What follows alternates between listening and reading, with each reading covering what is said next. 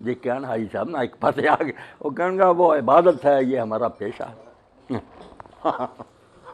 तो दीन ने छठा बनाया लोगों ने।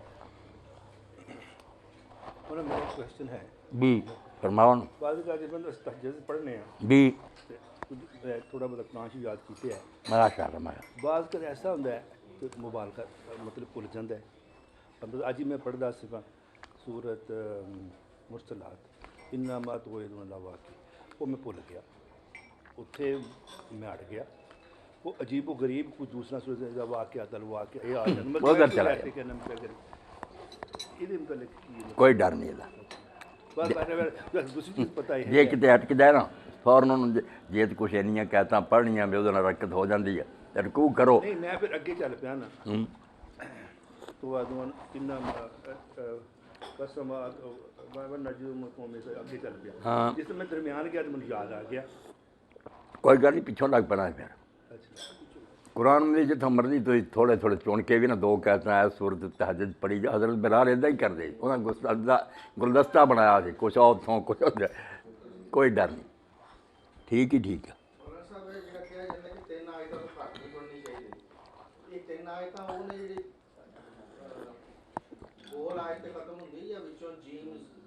नहीं जीम से कुछ नहीं चीज़ा ऐत जी ना डॉक्टर साहब गोल दायरा अलामत है जिथे गोल दायरा बनया ऐत वही है।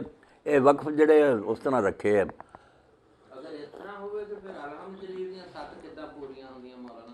दस कर लो ये भी हैं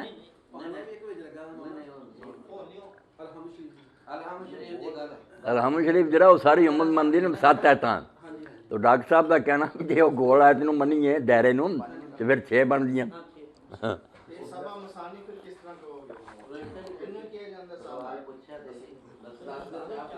नहीं दसना, दसना क्यों नहीं, तुहाडे को आई दा क्यों? ऐसे तो मुहब्बत है मैं तुसीं दीन दी गल्लां चाहुंदे जे सुनीए तो लोगों नूं सुनाई। वाह कैंट चों परसों आए अफसर सी नाल 2 दे होर किन्ना देरों मेरे को बैठे रहे।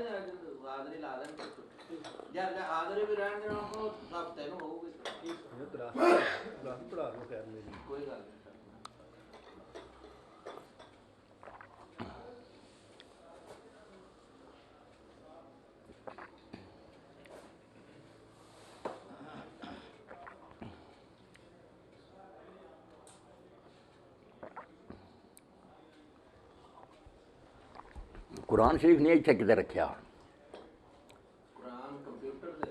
है।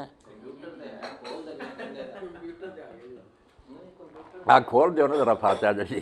अल्हम्दुलिल्लाह बरकत दे अल्लाह पाक।